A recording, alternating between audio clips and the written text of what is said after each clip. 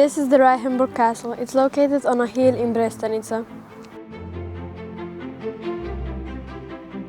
There are lots of beautiful sights here, but the castle is definitely the most beautiful and popular one.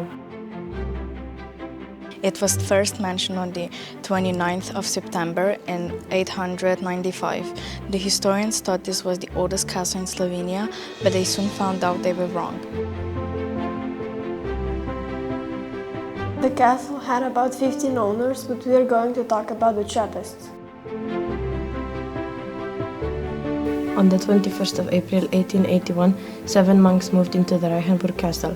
They came from France. Their working day lasted for 17 hours. They woke up at 1 or 2 a.m. 1 hour a day was for meals and 7 hours to rest. After taking their vows, they were no longer allowed to eat meat, fish or eggs. The only food that was animal origin they consumed was the Trappist cheese, which they made themselves.